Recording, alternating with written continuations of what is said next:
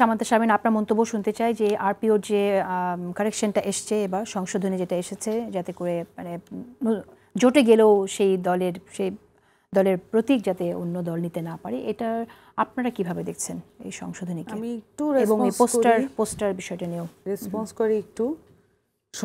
নির্বাচনের দিকে যাওয়ার জন্য নির্বাচন কমিশনকে কিছু বলা হচ্ছে না। নির্বাচন কমিশনের কাজই হচ্ছে নির্বাচনের দিকে যাবে।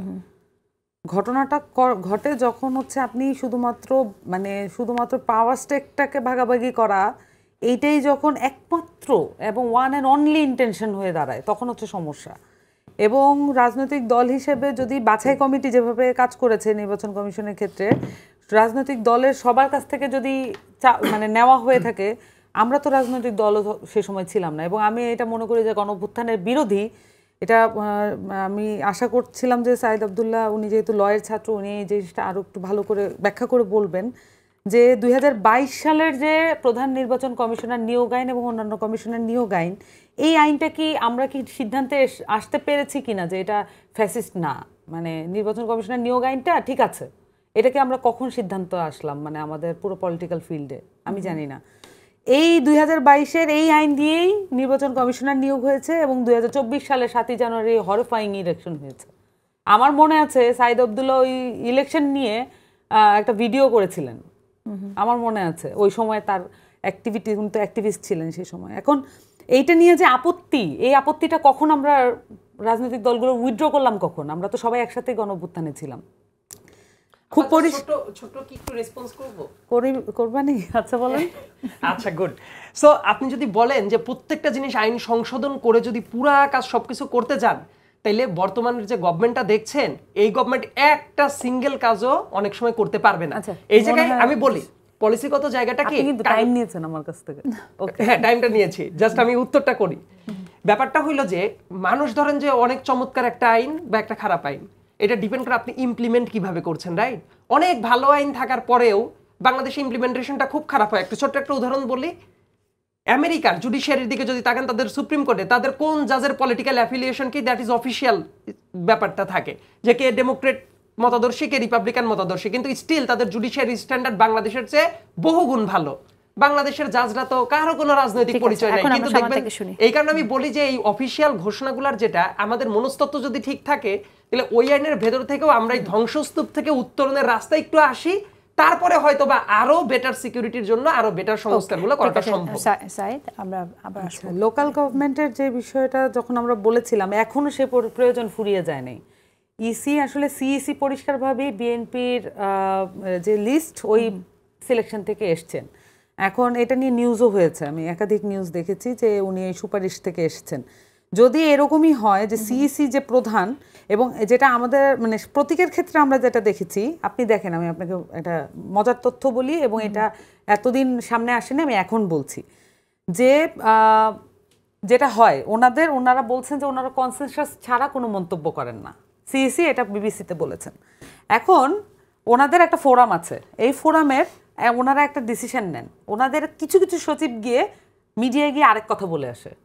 যখন বলে আসে তখন কিন্তু এটা ওপেন হয়ে যায়, তখন ইসি একটা ইগোয়েস্টিক চাপে পড়ে যে এই পজিশন থেকে আর নড়া যাবে না, ঠিক আছে? তখন যেই সচিবই বলে আসুক না কেন, সিইসি ওই কথাটাই রিইটারেট করেন। উনি কিন্তু একবারও বলেন না যে ওইটা আমি ওন করি না, উনি এটা ভুল বলেছেন, ওনাকে শোকজ দেওয়া হবে, উনি এটা সাংগঠনিকভাবে বলেন নাই। এবং এই ঘটনাটা করে এই যে পুরো পরিস্থিতি তৈরি করেছে ইসি, পুরো পরিস্থিতিটা তাদের তৈরি করা একদম নিজ হাতে। এবং এমন না যে প্রত্যেকে এক এক সময় এক একজন, তাদের ফোরামের এক এক সময় এক একজন এই কাজটা করেছে, এক এক দিন এক একজন মিডিয়ায় গিয়ে একটা বক্তব্য দিয়ে আসছে শাপলা সম্পর্কে। আপনারা কনফিউজিং অনেক মন্তব্য পেয়েছেন না? এটার কারণ হচ্ছে ইসির মধ্যে কোনো ধরনের সিনক্রোনাইজেশন নেই এবং কোনো কনসেনসাস নাই তাদের কাছে। এবং এই কারণেই এই ইসি দ্বারা আসলে আমরা ইলেকশন করতে পারবো কি না, এটা আমার কাছে মনে হয় শুধু আমরা না, বড় দলগুলোরও একটা কনসার্ন হওয়া উচিত। এটা শুধু আমাদের কনসার্ন না, এটা কনসার্নটা তারা নেন নাই, এটার ফলাফল আসলে আমরা দেখতে পাবো যে এই ইলেকশনটা কেমন হবে। সো আমার কাছে মনে হয় আরপিও সংশোধনী যেটা বললেন, আমার কাছে মনে হয় যে এই ক্ষেত্রে একটা প্রতারণা হওয়ার একটা চান্স থাকে।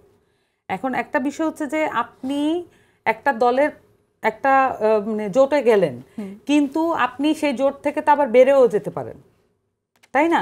এখন ইচ্ছা করলে না ইচ্ছা করলে, কিন্তু এই যে জোটে গেলেন, জোটে গেলে তাদের প্রতীক দিয়েই নির্বাচন করুক, এটাই বরঞ্চ ভালো না? জোটে গেছে, সেটা তার অনুযায়ী সেই কমপ্লাই করুক যে জোটে গেছে, এটা করুক। কিন্তু আরেকটা বিষয় হচ্ছে তার তো পার্টি ওইটা না, পার্টি ওয়াইজ তো আমাদের কি মতাদর্শ তাহলে আলাদা নাই, মতাদর্শ তো আলাদা আছে এবং পার্টিগুলোর গোল আলাদা আছে। তার মানে কি আমি এখন মানে কি এটা ধরে নিব যে এলডিপির পুরো মানে যে গোল রাষ্ট্র সম্পর্কে তার রাষ্ট্রগল্প আর বিএনপির রাষ্ট্রগল্প সেম, তাহলে পুরোটাই মার্জ হয়ে যাক, তাহলে আলাদা দল রাখার এতগুলো দল তো আসলে বাংলাদেশের গণতন্ত্রের জন্য খুব যে মানে যদি মতাদর্শ আলাদা থাকে তাহলে ওকে, রাষ্ট্রগল্প আলাদা থাকলে আমরা আলাদা আলাদা ফাইট করব, কিন্তু মানে একই মতাদর্শের একই রাষ্ট্রগল্পের তো আলাদা দল মানে কিসের, তার মানে লিডারশিপ ক্রাইসিস থাকলে তো এটা অন্য বিষয়, মানে স্বার্থপরতার জায়গা থাকে, আমি যেভাবে বুঝতেছি আর কি। যদি মানে রাষ্ট্রকল্প আলাদা থাকে আলাদা দল হবে, রাষ্ট্রকল্প একই থাকলে একই দল হবে, কিন্তু যদি এমন হয় দল এক হওয়ার প্রশ্ন না, প্রশ্নটা হচ্ছে যে প্রতীক ব্যবহার, নির্বাচনের সময় জোট হলে যে ওইটাই বললাম যে যদি আমি আলাদা পার্টি করি, আমি তো কারণে আলাদা পার্টি করতেছি, কোন একটা কারণ নির্দিষ্ট কারণে যদি আলাদা পার্টি করি, মানুষের কাছে ওই মেসেজটা যাওয়া দরকার যে আমি আলাদা পার্টি এবং আমার আলাদা প্রতীক আছে, তাই না? তাহলে তো আমি যদি অন্য পার্টিটা গ্রহণ করি সেক্ষেত্রে কি এমন একটা, আমি জানি না, আমার কাছে মনে হচ্ছে এটা প্রহসনের মেসেজ যায় কিনা, আমার কাছে এটা মনে হচ্ছে আর কি। তাহলে কি আরপিও যে সংশোধনীটা হয়েছে এটা সঠিক হয়েছে আপনি মনে করছেন? আমার কাছে মনে হয়েছে এটা ভেবে দেখার সুযোগ আছে, এটা আরেকটু ডিটেইলে আমরা বলতে পারবো, আমাদের আরেকটু ব্যাপারটা নিয়ে মনে হয় আলাপ করা দরকার। আর এই আপনি যেটা বলছেন সেটা কি আপনার পার্টি পজিশন নাকি? আমি মোটা দাগে এটা পার্টি পজিশন এক অর্থে, কিন্তু আমার কাছে মনে হয় যে এটা শুধুমাত্র একক পার্টি পজিশনের ব্যাপার না, এটা হচ্ছে এই আলোচনাটা হয়নি এখনো। না না, আমাদের আলাপ হয়েছে, কিন্তু এটা একটা কনসেনসাস বিল্ডিং এর ব্যাপার আছে, তো আমার কাছে মনে হয় যে এটা আরেকটু দেখা। আচ্ছা, শেষ করে দিব আমি, জুলাই সনদে স্বাক্ষর আপনারা করছেন কবে?